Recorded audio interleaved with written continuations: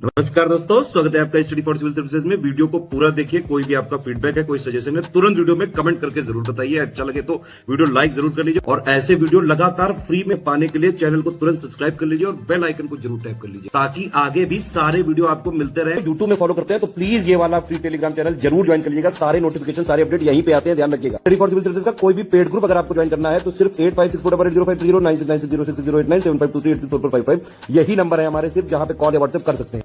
Instagram पे हमारा page जरूर फॉलो कर लीजिएगा, studyforcivil.services है। ट्विटर पे हमको जरूर फॉलो कर लीजिएगा, @studyforcivil।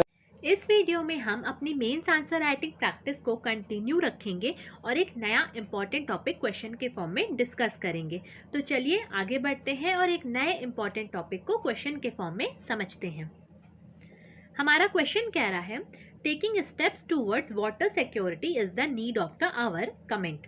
जल सुरक्षा की दिशा में कदम उठाना समय की मांग है, टिप्पणी करें।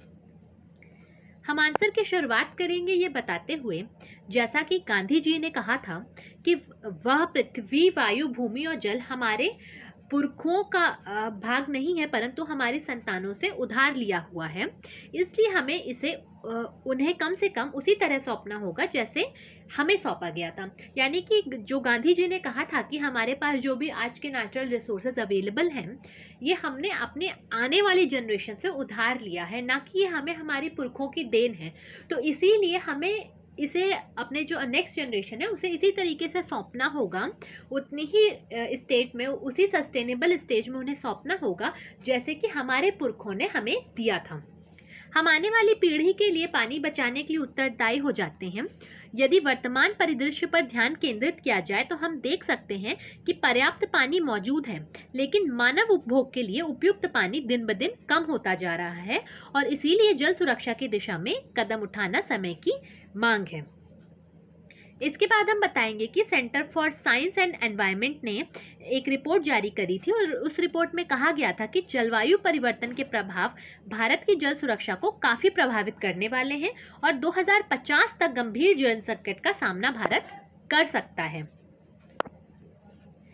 अब भारत में एट प्रेजेंट कौन कौन से जल संबंधी समस्याएं हैं, इन्हें हम देखें तो सबसे पहले पानी के उपयोग की अकुशल तकनीकों के परिणाम स्वरूप पानी की बड़ी मात्रा में नुकसान होता है। तो जो भी हमारे वाटर सप्लाई का पूरा सिस्टम है उसमें काफ़ी ज़्यादा प्रॉब्लम्स देखने को मिलती हैं। बहुत सारा लीकेज होता है, बहुत सारा वाटर वेस्टेज होता है। इसी वजह से पानी की जो सप्लाई के दौरान नुकसान होता है वो एक बहुत बड़ा प्रॉब्लम फेस करने को मिलती है इंडिया में। इसके अलावा जितने भी जल निकाय हैं उनमें अनउपचारित सीवेज का निर्वहन भारत में जल प्रदूषण का प्रमुख कारण है। तो जो भी अनट्रीटेड सीवेज, जो हमारे जितने भी प्योर वाटर बॉडीज़ हैं, उन वाटर बॉडीज़ में जो अनट्रीटेड सीवेज बहा दिया जाता है, ये काफ़ी ज़्यादा प्रॉब्लम क्रिएट करता है, ये वाटर पोल्यूशन करता है। इसके साथ ही साथ जनगणना के अनुसार भारत में 167 मिलियन ग्रामीण परिवारों में से केवल 30% को ही नल के पानी और घरेलू शौचालयों तक पहुँच मिली है और जल सुरक्षा में ये एक बड़ा विभाजन, एक बड़ा वाटर डिवाइड क्रिएट करता है वाटर सिक्योरिटी में, जिसमें क्योंकि 30% रूरल हाउस होल्ड है जिन पे टैप वाटर प्रोवाइड किया जाता है और बाकी के 70% के पास कोई भी एक्सेस नहीं है टैप वाटर का। तो ये एक बड़ा डिवाइड क्रिएट करता है। इसके अलावा कृषि क्षेत्र में और घरेलू ज़रूरतों के लिए भूजल का जो उपयोग किया जाता है एक बहुत बड़े लेवल पर, उसके कारण भारत में भूजल का स्तर दिन प्रतिदिन कम होता जा रहा है। तो वाटर सिक्योरिटी इंडिया में एक ये भी चैलेंज फेस कर रही है। इसके अलावा इंट्रा और इंटर स्टेट जो वाटर शेयरिंग के इश्यूज होते हैं, ये भी वाटर सिक्योरिटी के लिए काफ़ी रुकावट का काम करते हैं। इसके अलावा जल पुनः उपयोग की तकनीकों का अभाव, यानी कि जो वाटर रीयूज टेक्निक्स है उसमें इंडिया काफ़ी लैग करता है। इस वजह से भी इंडिया में वाटर सिक्योरिटी के इश्यूज देखे जाते हैं। फिर बढ़ते हुए तापमान के साथ साथ जो वाष्पीकरण होता है, एवापोरेशन होता है, जो हर साल हमारा जो टेम्परेचर थोड़ा बढ़ता जा रहा है और जो इतनी गर्मी हर साल बढ़ती जा रही है, गर्मी पड़ती है जो जून मई के महीने में, उसकी वजह से जो एवापोरेशन होता है वो भी काफ़ी सारा वाटर सिक्योरिटी का इशू क्रिएट करता है। तो जो वाष्पीकरण होता है उसकी हानियों की वजह से जो भी वाटर सिक्योरिटी से रिलेटेड इशू है वो बढ़ते जा रहे हैं। फिर इसी वजह से फ्रीक्वेंट फ्लड्स और ड्रॉट्स आती हैं, बाढ़ और सूखा आता है। ये भी वाटर सिक्योरिटी के लिए एक चैलेंज है, क्योंकि जो फ्लड आती है वो भी अच्छी नहीं है एनवायरनमेंट के लिए, साथ ही साथ ड्रॉट तो है ही है एक बड़ा चैलेंज।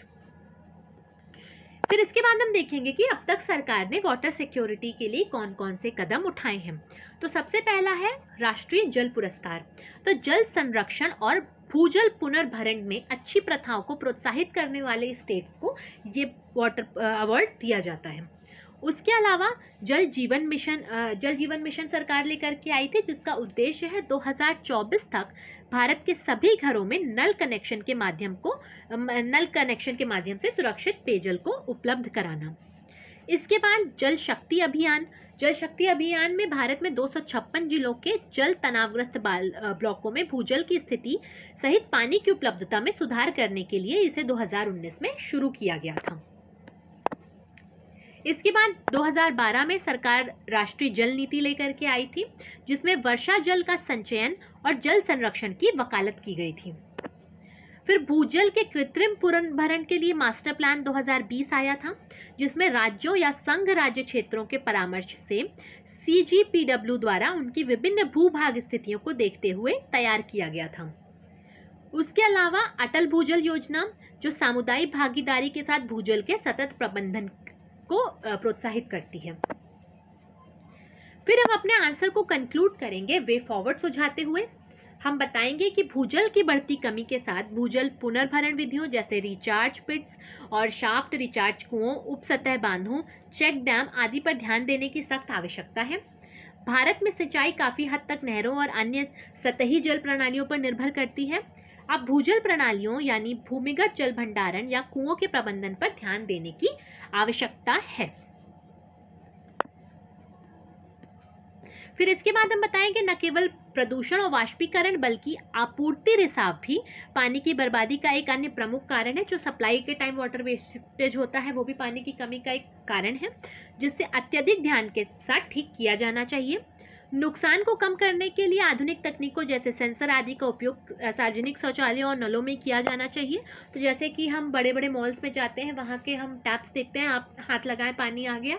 इस तरीके की जो टेक्नोलॉजीज है उनको पब्लिक टॉयलेट्स और जहाँ पर ज़्यादा लोग आते जाते हैं उस तरीके के पब्लिक प्लेसेस में इस तरीके के नलों को यूज़ किया जाना चाहिए, जिससे कि वाटर का यूज़ हो और फिर वो अपने आप कट हो जाए, कोई भी वेस्टेज ना क्रिएट करे।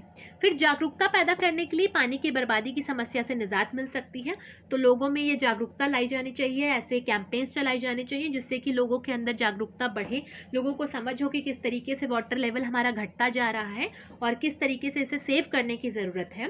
तो एनकरेज करना चाहिए लोगों को और उन्हें ये नॉलेज दी जानी चाहिए, जिससे कि वाटर सप्लाई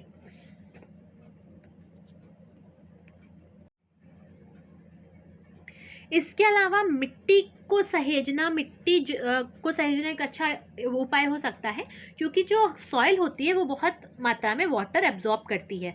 तो जो पेड़ लगाएंगे हम, उससे हमारी सॉइल कंजर्व होगी और जब सॉइल कंजर्व होगी तो वाटर पर्कुलेट करके अर्थ की सरफेस के अंदर जाएगा और हमारा ग्राउंड वाटर रिचार्ज होगा। तो सॉइल को सेव करना एक बेहतर उपाय हो सकता है। इसके अलावा वर्षा जल संचयन को अत्यधिक बढ़ावा दिया जाना चाहिए, यानी कि रेन वाटर हार्वेस्टिंग को प्रमोट किया जाना चाहिए, क्योंकि रेन वाटर हार्वेस्टिंग से काफ़ी बड़ी मात्रा में पानी को इकट्ठा किया जा सकता है मॉनसून के सीज़न में, और इससे फिर आगे जो वाटर स्कैर्सिटी वाला सीज़न आता है उससे यूज़ किया जा सकता है इस पानी को प्योरीफाई करके। तो वाटर सिक्योरिटी में एक बहुत बड़ा योगदान प्ले कर सकता है रेन वाटर हार्वेस्टिंग। इसके बाद हम अपने आंसर को कंक्लूड करेंगे। हम बताएंगे कि भारत की बढ़ती आबादी के साथ पानी की भारत में तेजी से मांग बढ़ने जा रही है और अनुमान है कि 2025 तक भारत में मांग 70% से अधिक बढ़ जाएगी। आने वाले वर्षों में भारी मांग आपूर्ति अंतर की उम्मीद है। मौजूदा जल विभाजन अंतर की ज़रूरत है और आने वाली पीढ़ी को सुरक्षित और पर्याप्त मात्रा में पीने का पानी उपलब्ध कराने के लिए जल्द ही कदम उठाए जाने चाहिए। तो इसी के साथ हमारा ये टॉपिक कंप्लीट होता है। आगे आने वाले वीडियो में हम नया इंपॉर्टेंट टॉपिक क्वेश्चन के फॉर्म में डिस्कस करेंगे। बने रहिएगा चैनल के साथ। मिलते हैं नेक्स्ट वीडियो में। Thank you for watching.